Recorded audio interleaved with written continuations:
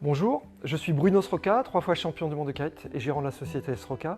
Et aujourd'hui, j'aurais voulu vous montrer comment rendre son foil plus maniable. Il existe plusieurs solutions. Allez, on y va.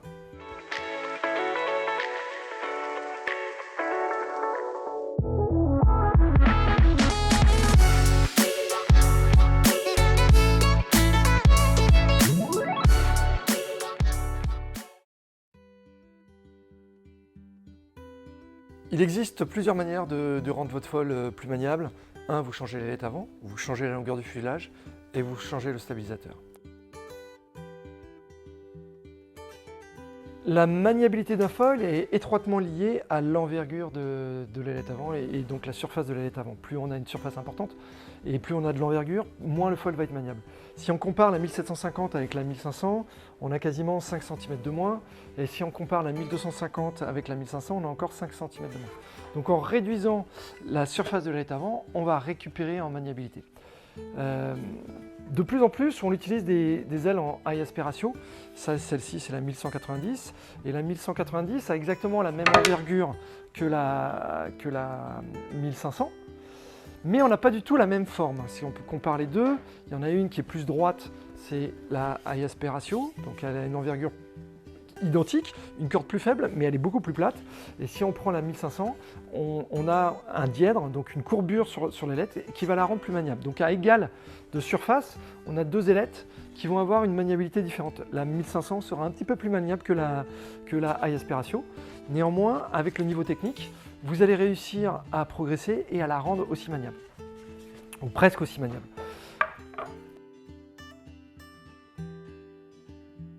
La deuxième solution pour rendre un foil maniable, c'est de changer la longueur du fuselage. Plus vous avez un fuselage qui est long, plus on a de la stabilité en longitudinale, plus les courbes vont être lentes, un peu comme un longboard en surf. Et plus on va rétrécir, et plus le foil va avoir tendance à être joueur et à tourner plus rapidement. Avec un inconvénient, c'est que vous allez perdre en stabilité longi. Si on compare ici, là on a un fuselage qui est le fuselage standard qui est en 680. Et si on prend le plus petit fuselage qui fait 56 cm, on a quasiment réduit de 10-15 cm l'empattement du fuselage. Et donc tout en gardant la même ailette avant et le même stabilisateur, en fait on va avoir un foil qui va être plus maniable. Alors forcément, si on change le fuselage et l'ailette avant, on va avoir encore un foil qui va être encore plus joueur et plus instable peut-être à haute vitesse. Donc c'est en fonction des conditions, on en parlera après, en fonction des conditions, vous pouvez mettre les deux solutions ensemble ou alterner.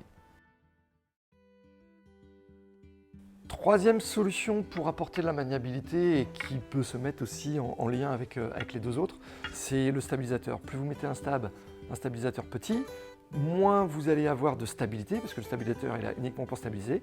Donc vous allez augmenter sa maniabilité, la maniabilité du foil, vous allez diminuer la traînée, vous allez augmenter sa vitesse, vous allez perdre un peu en stabilité. Là, on a un foil en 300 cm², ici on a un foil en 240 et très prochainement on va avoir un foil en 180 qui va arriver. Et juste en changeant le stabilisateur, tout en gardant la même ailette, vous allez avoir un foil plus joueur. Il n'est pas nécessaire de tout changer en même temps. Changez dans un premier temps un paramètre et éventuellement un deuxième si vous voulez. Mais si vous mettez tout en même temps, c'est-à-dire fuselage court, petit stabilisateur, petite ailette, vous allez être vraiment perdu et vous allez perdre en stabilité. En tout cas, vous allez vous y habituer rapidement, mais vous allez perdre de la stabilité très rapidement. Et c'est surtout en fonction des conditions dont vous allez naviguer. Plus vous allez prendre une ailette très petite, par exemple là on a une ailette en 950, celle qui va arriver prochainement, et on en a une en 670. Quand je mets un tout petit stabilisateur et un tout petit fuselage, je perds énormément de stabilité. Et pour récupérer de la stabilité, en particulier en longi, parce que si je ne suis pas stable dans l'axe longitudinal et que je vais très vite, dans la courbe, forcément, je ne vais pas être stable et donc je ne vais pas pouvoir appuyer fort dans ma manœuvre.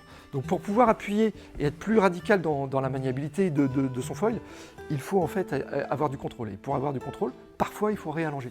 Donc par exemple sur des toutes petites ailettes, type 670, avec un petit stabilisateur, je rallonge le fuselage, je prends un fuselage standard pour récupérer du contrôle et donc me permettre d'accélérer beaucoup plus. Donc c'est pas, les trois solutions sont plutôt cumulables sur des grosses ailes, et plus on descend sur des toutes petites ailes, et plus on reste sur des fuselages peut-être un peu plus longs, et on joue que sur deux paramètres, l'ailette avant et le stabilisateur. Si vous voulez avoir plus d'informations sur Sroka Company et sur tous les produits qu'on sort, et surtout continuer à suivre nos petits tutos, n'hésitez pas ici à cliquer en bas à droite. Et je vous souhaite une très bonne journée et à très bientôt sur l'eau.